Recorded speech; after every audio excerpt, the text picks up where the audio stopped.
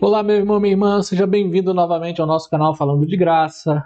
Esse é o canal das boas notícias para pessoas imperfeitas. Seja bem-vindo. Nós começamos no vídeo anterior uma mensagem muito importante sobre o Salmo 32. Estamos intitulando essa mensagem de Perdoado e Feliz. Esse é o nosso segundo vídeo, nossa segunda mensagem. Eu quero chamar a sua atenção para a mensagem de que se você fala com Deus acerca do seu passado, Deus trabalha e Deus perdoa você. Se você quer experimentar a felicidade de ser perdoado, vem conosco, dá uma olhada nesse vídeo. Você vai aprender muita coisa importante e boa, que trouxe bênção para a minha vida e trará para a sua também. Nos versículos 1 e 2, Davi, no Salmo 32, fala que você experimenta a bênção do perdão quando você pede ou permite que Deus, ou pede a Deus que cubra o seu pecado. Sabe, essa é uma afirmação geral. Davi faz uma descrição nos versos 1 e 2 do que é uma pessoa realmente feliz. A partir do verso 3 a 5, Davi vai provar para nós isso a partir da sua própria experiência. Ele fala sobre os fardos que você e eu carregamos quando nós tentamos cobrir o nosso pecado. Aliás, aqui é uma opção muito interessante o que nós temos aqui no Salmo 32. O Salmo 32 está dizendo assim, só existem duas alternativas. Ou você cobre o seu pecado, ou Deus cobre o seu pecado. Mas o que acontece quando eu tento cobrir o meu pecado? Isso aqui é uma espécie de testemunho de Davi. Davi passa a ser mais pessoal conosco aqui. E ele compartilha a sua própria experiência, que foi tentar cobrir o pecado. Não sabemos quando tudo isso aconteceu. Alguns acreditam até que esse salmo foi escrito naquele incidente com Batseba e com Urias. Mas ouça as palavras do salmista aqui. Ele diz no verso 5, Quando eu calei os meus pecados, quando eu guardei silêncio, envelheceram os meus ossos pelo meu bramido em todo o dia, porque de dia e de noite a tua mão pesava sobre mim. O meu humor se tornou em sequidão de estio. Confessei-te o meu pecado, e a minha iniquidade não encobri. Dizia eu, confessarei ao Senhor as minhas transgressões, e tu perdoastes a maldade do meu pecado. Olha que coisa interessante. Ele começa descrevendo o desperdício que ele teve na sua vida quando ele ficou em silêncio. Veja, Davi estava carregando um fardo de tentar encobrir seu próprio pecado. Ele fala primeiro de uma época em que ficou em silêncio diante de Deus, em que ele não quis ser sincero ou honesto. O verso 2 diz que Deus não imputa, não coloca na conta a maldade daquele cujo espírito não há engano. Mas Davi está dizendo aqui que houve um tempo em que ele tinha um espírito de engano, em que ele tinha um espírito em que ele não era aberto com Deus. Ele guardou o silêncio. Esse não foi um silêncio quieto, não foi um silêncio submisso, de alguém esperando diante do Senhor. Isso pode ser um bom tipo de silêncio. Ficar em silêncio, aguardando a resposta de Deus, pacientemente, esperando a vontade de Deus se cumprir na sua vida, é uma coisa boa. Mas esse não foi o silêncio de Davi.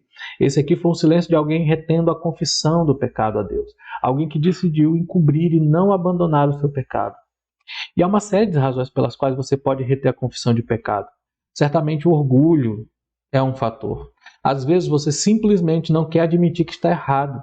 Outras vezes você pode reter a confissão por um sentimento de desespero. Você pode estar tão dominado por culpa, pelo seu erro, que não acredita que Deus pode perdoar você. Não sei qual era o caso de Davi, mas de qualquer forma ele estava se segurando, se calando e impedindo de buscar a Deus. Ele não estava mais falando com seu Pai Celestial. Observe como Davi chama esse período de silêncio de tempo perdido. Meus ossos definharam, eu gemi o dia inteiro. O pecado não confessado tem um efeito incapacitante na vida das pessoas. Vai desperdiçar sua energia física, sua energia espiritual. Vai arrastá-lo completamente para baixo. E eu pergunto a você, meu querido, você já resistiu a Deus? Você já se recusou a admitir que estava errado? Você já se desesperou com o perdão de Deus? Se sim, você sabe do que Davi está falando. Eu garanto a você, por experiência própria, não é bom esconder, não é bom calar. Fale com Deus, confesse o seu pecado a Deus. E Davi diz que desperdício, que pena. Você está falando com Deus agora? Se você não está falando, não perca mais tempo. Fale com Ele, abra o seu coração para Ele. permita que Deus o perdoe e o purifique de seu pecado. Mas veja no verso 4, ele fala de um cansaço que a culpa traz. Davi não fala apenas sobre o efeito devastador do silêncio, mas também sobre o cansaço da culpa.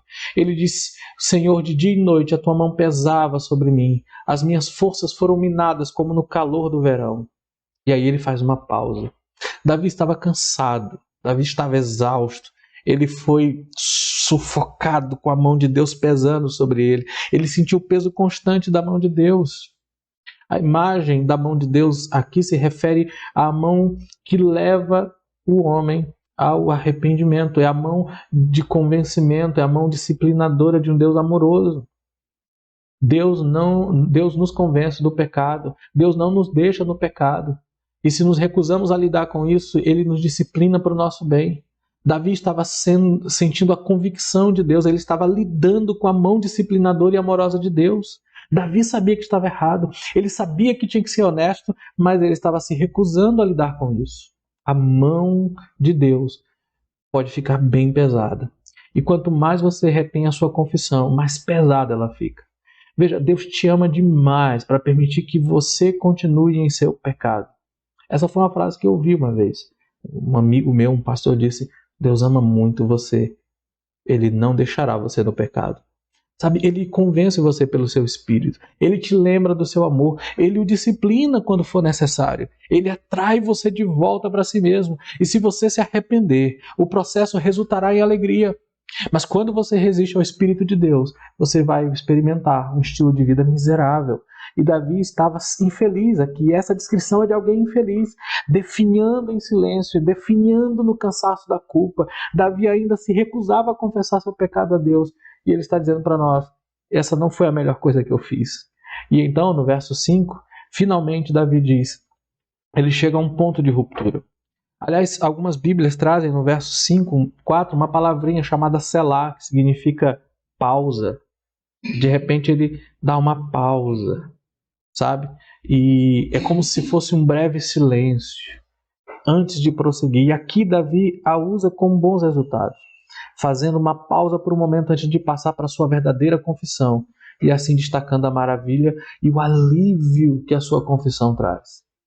O verso 5 diz: então confessei o meu pecado e não encobri mais a minha iniquidade. Eu disse: confessarei ao Senhor as minhas transgressões, e tu perdoastes a culpa do meu pecado. Davi passou do desperdício do silêncio e do cansaço da culpa para a maravilha da confissão. Davi finalmente se abriu. Ele confessou seu pecado a Deus. Meus irmãos, que alívio maravilhoso do perdão de Deus. As pessoas dizem que a confissão faz bem para a alma, mas não é nada comparado ao perdão.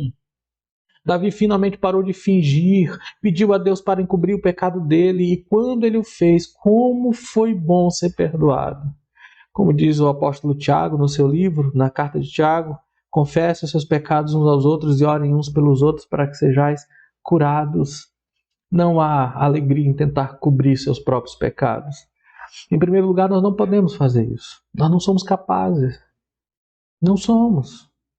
Deus conhece tudo o que acontece conosco. Tudo o que acontece conosco. Tudo. Você vê, você não pode encobrir os seus pecados. Você não pode, porque Deus sabe tudo. Deus está lá vendo tudo o que está acontecendo. Isso está muito além do nosso poder e da nossa habilidade. E nós não devemos fazer isso. Não devemos fazer isso. É justo e é correto ir a Deus reconhecendo que você precisa de graça. Provérbios 28:13 diz: quem esconde seus pecados não prospera, mas quem os confessa e os renuncia alcança a misericórdia. E em Cristo Jesus, você tem a promessa de ser perdoado. Se confessarmos os nossos pecados, Ele é fiel e justo para nos perdoar os pecados e nos purificar de toda injustiça.